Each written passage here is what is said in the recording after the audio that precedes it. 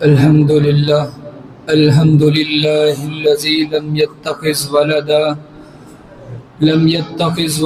ولم يكن له شريك في الملك ولم يكن له ولي من الذل وكبره تكبيرا. قال الله تبارك وتعالى: وأطيعوا الله ورسوله ولا تنازعوا فتفشلوا وتذهب ريحكم واصبروا إن الله مع الصابرين. وقال في مقام آخر: واصبر فإن الله لا يضيع أجر المحسنين. ہر قسم کی حمد و ثنا صلی اللہ وحدہ لا شریک کے لیے جو مالک العلام ذوالجلال والاکرام ہے. ان گنت درود و سلام ہو امام الانبیاء خاتم الانبیاء جناب محمد الرسول اللہ صلی اللہ علیہ وآلہ وسلم کی ذات اقدس و مطہر پر.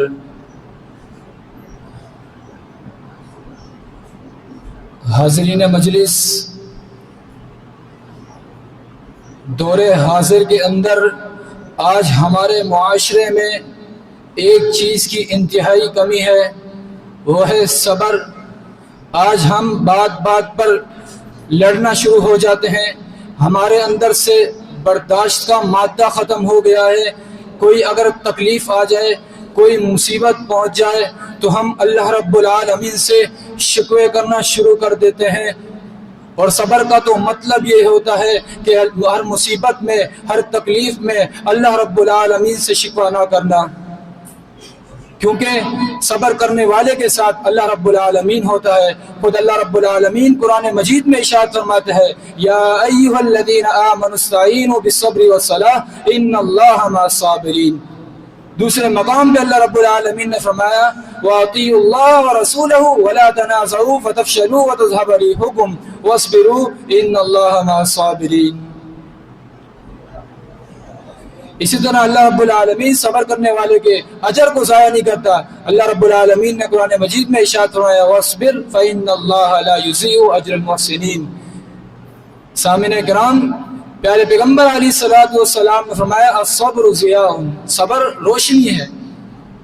جس شخص نے صبر کر لیا اس کے لیے آگے کامیابی ہے. بظاہر تو اس کو لگتا ہے کہ بہت تکلیفیں آ رہی ہیں، بہت مصیبتیں آ رہی ہیں، لیکن اگر اس نے صبر کر لیا تکلیفوں پر تو نبی علیہ السلام نے فرمایا کہ اس کے لیے آگے کامیابی ہے، روشنی ہی روشنی ہے. اسی طرح حدیث قدسی ہے، اللہ رب العالمین فرماتا ہے کہ میں دنیا کے اندر کسی شخص کو نابینا کر دیتا ہوں اور وہ پھر صبر کرتا ہے، کوئی شکوہ نہیں کرتا اللہ رب العالمین سے، تو کل قیامت کا دن ہوگا میں اس کو جنت کا مہمان بناؤں گا. سامعین کرام، اسی طرح اللہ کے رسول کے پاس ایک عورت آئی اور آ کر کے کہنے لگی: اللہ کے رسول، مجھے مرگی کا دورے پڑتے ہیں، میں مرگی کے مرض میں مبتلا ہوں، آپ دعا کریں کہ اللہ رب العالمین مجھے شفا دے دے. پیارے پیغمبر علیہ الصلوۃ والسلام نے فرمایا: کیا تو یہ نہیں چاہتی کہ اللہ رب العالمین تجھے اس مرض کے بدلے میں جنت دے دے؟ تو اس عورت نے صبر کیا اور وہ خاموش ہو گئی، لیکن جاتے ہوئے اتنا کہا کہ اللہ کے رسول آپ یہ دعا کریں اللہ میرا پردہ رکھے. اس واقعے سے یہ معلوم ہوتا ہے کہ بیماری پر بھی صبر کرنے سے اللہ رب العالمین جنت کا داخلہ عطا فرما دیتا ہے. سامعین کرام، صبر انتہائی کامیابی کا ذریعہ بنتا ہے ہماری. صبر عارضی طور پر ہوتا ہے، لیکن جب اس میں ہم صبر کر لیتے ہیں تو اس کا اجر جو ہے وہ ابدی ہے. اسی طرح امام بخاری رحمہ اللہ فرماتے ہیں: صبر اور علم یہ دونوں لازم و ملزوم ہے. جس شخص کو صبر نہیں آ سکتا وہ علم بھی حاصل نہیں کر سکتا. اسی طرح امام مسلم رحمہ اللہ بیان فرماتے ہیں کہ صبر ایک تلوار کی مانند ہے جو مصیبتوں کو کاٹ کے رکھ دیتی ہے. اسی طرح احمد بن حنبل رحمہ اللہ بیان کرتے ہیں: جس شخص کی زندگی میں صبر آ گیا وہ کامیاب ہو گیا. آخر میں اللہ رب العالمین سے دعا ہے کہ جو کچھ سنایا اللہ رب العالمین اپنی بارگاہ میں قبول و منظور فرمائے.